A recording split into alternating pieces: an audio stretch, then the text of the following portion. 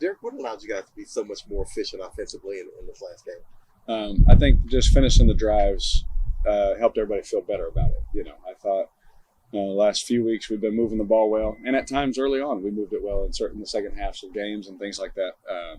But we finished our drives with touchdowns, and we connect on some big plays that helps too. But it just when you finish in the red zone, whether you run them in, throw them in, it makes everybody feel better about when you get a lot of yards and move the ball. Was that as much communication as execution, or both? I felt that guys, there's going to be times where I miss a throw, or we miss a catch, or we miss a block, or miss a running lane, or whatever. That's football. That's going to happen.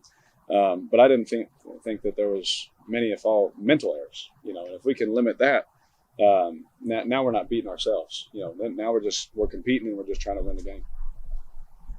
Derek, how would you assess how the offensive line play has been the last couple of games, and do you feel like that's been a big reason why you've been able to operate and do what you needed to do with this offense? Yeah, I've always said that my whole career. We're going to go as they go. And that's football. It's always one in the trenches, and our guys I feel have played really well the last several weeks, and I think that the better they play, it's going to allow us, aka myself, it's going to allow everyone else, to play better as well. No, you're good. Go ahead. Please stop me. What's made them play better? There's been a lot of moving parts this year, and anyone who's ever played offensive line, they would tell you. I wouldn't know. I was always one of the smaller kids, so I didn't get to. But they would always tell you that communication and being on the same page, seeing the same looks, us going in combination together, passing a game off, it's different with every guy. And so the more reps you can get together, with similar guys, similar bodies, that stuff just helps. Dick, how much has Mike Thomas meant to this offense halfway through the season? Obviously, for the last 3 seasons, we hadn't seen a whole lot of Mike, but these first 8 games, he kind of looks like the Mike we're accustomed to seeing. Yeah, I think he's shown what we saw in training camp. He was coming back off the injuries and the rehabs and all that, and Mike is we've all been so happy with Mike, and what he's brought, his mindset that he's brought in the building. Everyone's just super pleased with Mike and the mentality that he has, and me and Mike talked almost for sure after every game where we're there's things we think the same way. Hey, we got to do this, and this in practice this week. With the communication with me and Mike has been great, and like everybody in the building has said, they've just been so happy with the way he's come in and approached things, and he's been super productive for us. What do you think that jumbo package you guys deploy can do for you as an offense? Does it set kind of a mentality or a physicality that you guys look at? Yeah, absolutely. We have a lot of guys. That's the one thing about our offense is, we don't just do one thing. We can spread them out. We can bring in the big guys and do it that way. We can bring in certain personnel groups, make you think one thing, do another, and that goes back to the talent of the guys in that locker room. That we're able to do so many different things. And so, when we bring the big guys in, there's a physicality and there's an old school kind of football. Football has spread out so much. So some of the old school guys like myself, when you get back in those heavy formations, we have some experience there, and we kind of like that. You've done a good job spreading the ball around a lot this year. Is that something as a quarterback that you kind of have to, when you have this many playmakers on an offense, do you have to be conscious of, or does it just kind of happen now?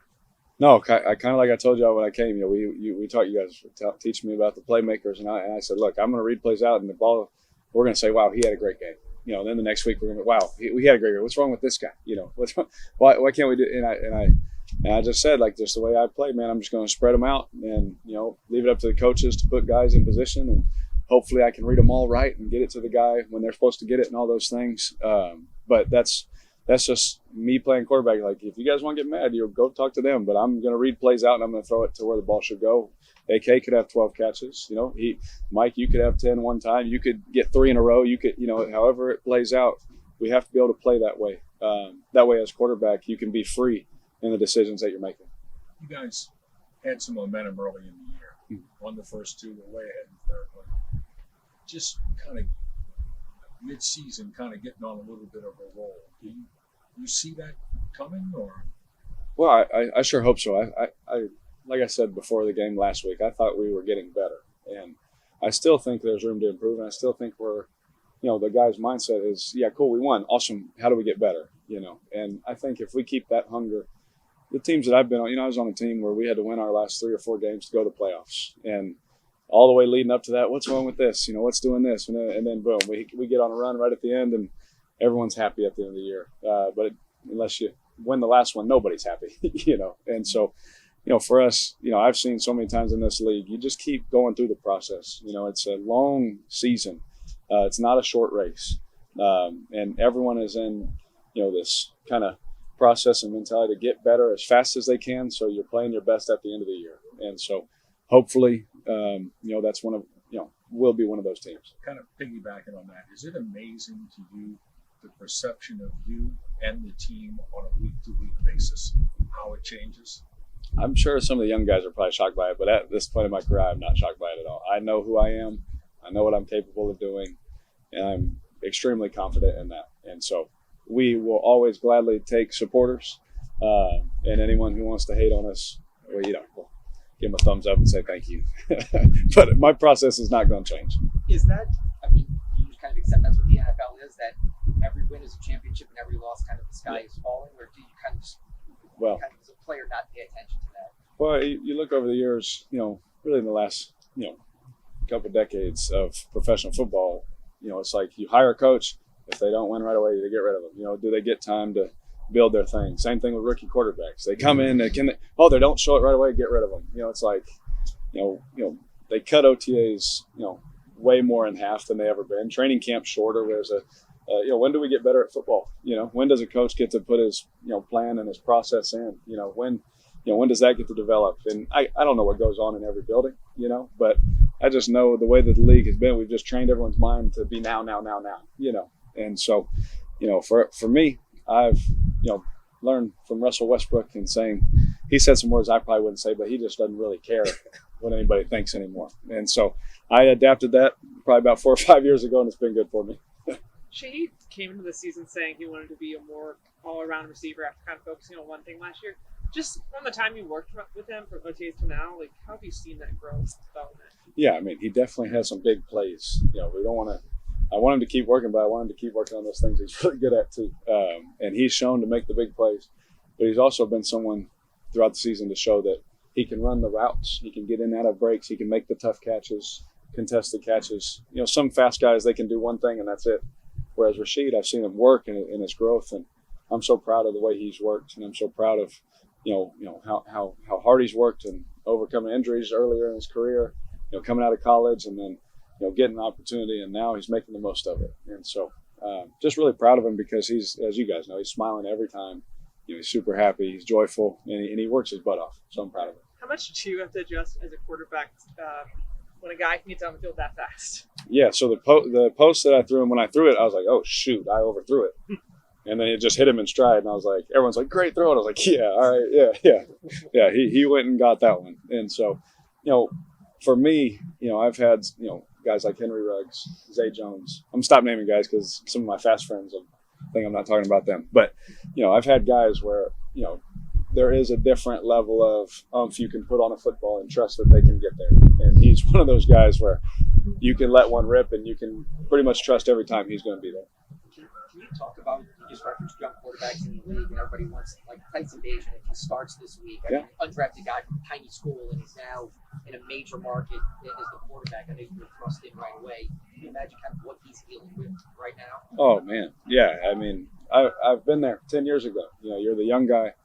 You're just trying to prove yourself. Someone told me when I was young, one of the veterans, like, hey, man, just keep your mouth shut, keep your head down and work. Just prove it to everybody.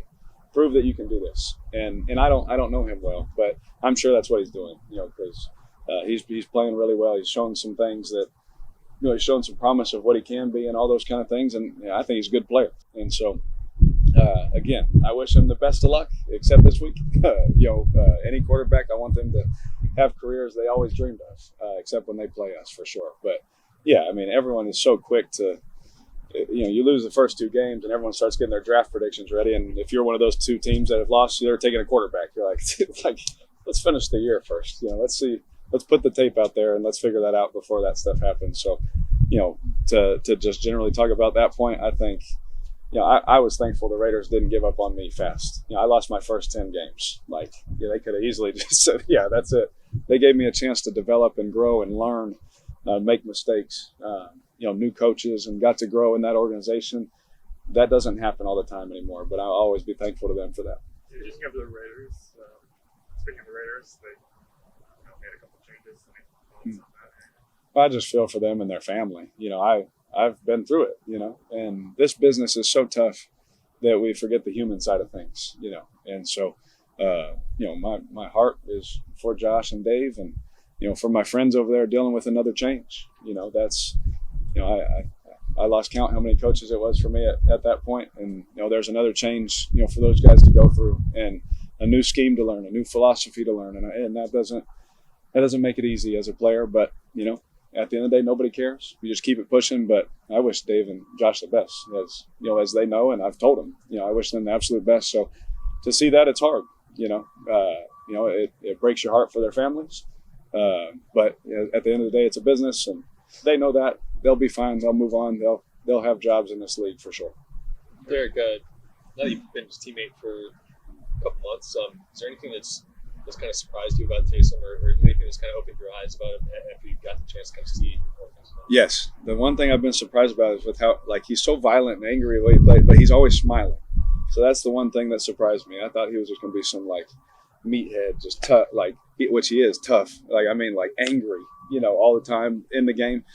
Taysom is Taysom all the time. And so that was my surprise. But what I saw on the tape when I was studying, to come here and do all those what I saw was a dynamic player that obviously we know what he can do running the ball, but I saw something in the pass game where I was I really think that there's some things that I do well that I think you could do and we could do well together. And to see him kind of, step out and have some career days catching the ball and things like that, that's cool for me too, because, it lets me know that maybe I could be a scout one day. Yeah.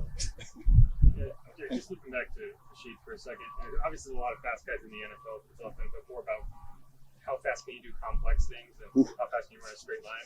Yeah. Right? And is that something that kind of helps him stand apart, just play speed as opposed to, just straight line speed? Yeah, absolutely. So there's a lot of guys that are really fast, but when the ball's in there, they can't really adjust to it. And so they could be on that track. I've thrown to some guys that if they're on that track, if you throw it just inside, it's going to be incomplete. Or you throw it just over the top, he's a guy that can run that fast and still find the ball and go get to it. So the elusiveness and the flexibility he has in his hips and the way he can move and track the ball and judge it and still make those catches, I think is what's really impressive about him. The one Taysom threw him. The ability to be running that fast, stop, come back, make a play on that ball. It's really difficult, to do it. The way he made that play just shows you that he's not just a one-line guy, that he's a good receiver. He can move and make those kind of plays. With Chicago, they're also going through some system upheaval, I guess. So you have an opponent with a new quarterback or first-time starter, and then they're struggling in a lot of ways. What is the just from your experience? What is the danger maybe of, or what's tricky about playing a team in that situation? Yeah, I never have looked at records. Obviously you're in the league, what guys are going through, but I don't look at records. I turn the tape on, and I just do my assessment the same way every single time. So I've been there where you're we're playing a team. Oh, that's their record. And then you turn the film on, you're like, oh, they're pretty good. And then they show up and they punch you in the mouth, because you turn the tape on and you see talent, all over their defense. They're watching the offense. I'm watching the defense. And I see that defense fly around. They made a trade for another great pass rusher. They got good corners. The safeties or ball hawks, they fly around, really athletic nickel. The linebackers can run and hit, and very smart. The D-line, inside, stout players. I play with Andrew. I know what he's about. Strong, run, gap, stuffer. And so if you don't bring it, in this league, you're going to get beat. And so our mindset is, to treat every game the same, no matter what someone's record is or what they're dealing with, because in this league, anyone can punch you in the mouth anytime. I'll get a jacket on. Yeah, go inside. Yeah. Thank you.